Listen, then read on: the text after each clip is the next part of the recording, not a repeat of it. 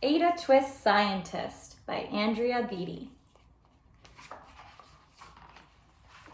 Ada Marie said not a word till the day she turned 3. She bounced in her crib and looked all around, observing the world, but not making a sound.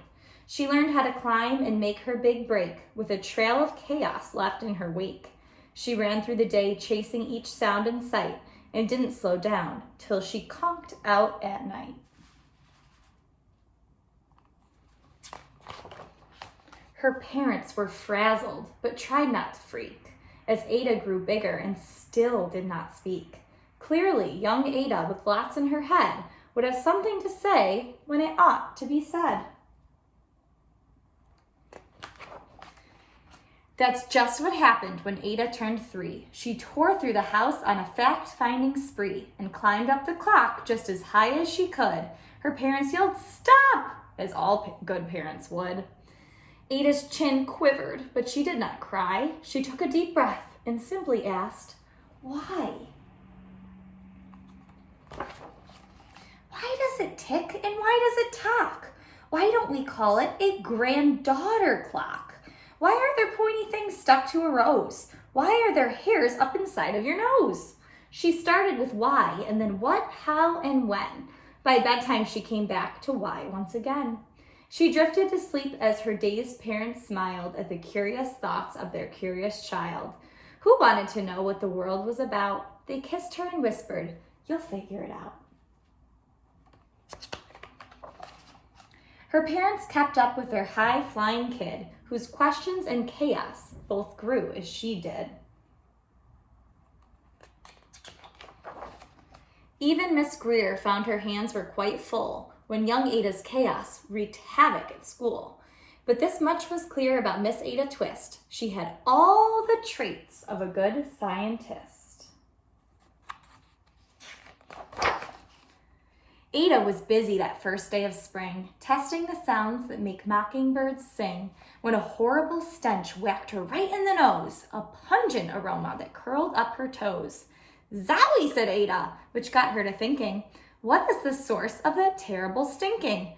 How does a nose know there's something to smell? And does it still stink if there's no nose to tell? She rattled off questions and tapped on her chin.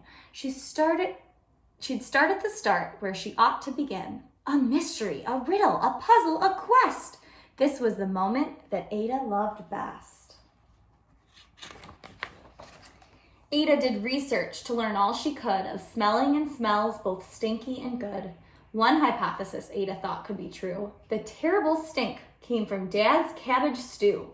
She tested and tested, but soon Ada knew it was time to come up with a hypothesis too.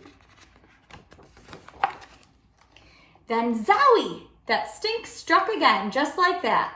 Hypothesis 2, it's caused by the cat. The cat couldn't make such a stink on its own. It needed perfume and some fancy cologne. So young Ada tested. The test was a flop. She started again, but her parents yelled, "Stop!" Ada Marie, to the thinking chair now, by the time we count 3. "Enough," said her mother. "That's it," said her dad. Her parents were frustrated, frazzled, and mad. "Why?" Ada questioned. Her mother said, "No." "What?" Ada queried. Her father said, "Go. You've ruined our supper. You've made the cat stink. Enough with your questions. Now sit there and think." She looked at her parents. Her heart turned to goo. Poor Ada Twist didn't know what to do. She sat all alone by herself in the hall, and Ada once more could say nothing at all.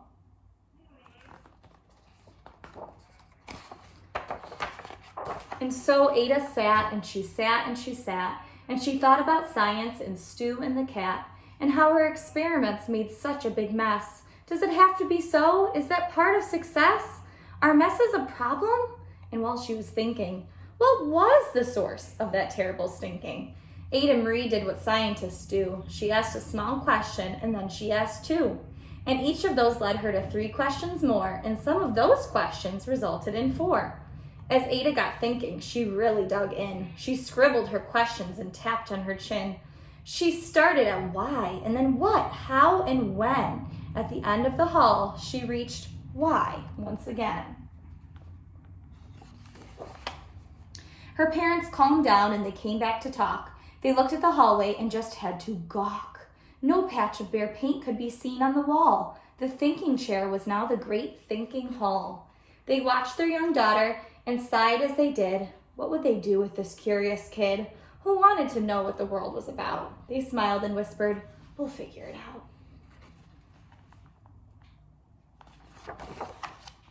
And that's what they did, because that's what you do when your kid has a passion and heart that is true. They remade their world, and now they're all in the act of helping young Ada sort fiction from fact. She asked lots of questions. How could she resist? It's all in the heart of a young scientist. And as for that smell, what can Ada Twist do but learn all she can with her friends in grade 2? Will they discover the stink that curls toes? Well, that is the question. And someday, who knows?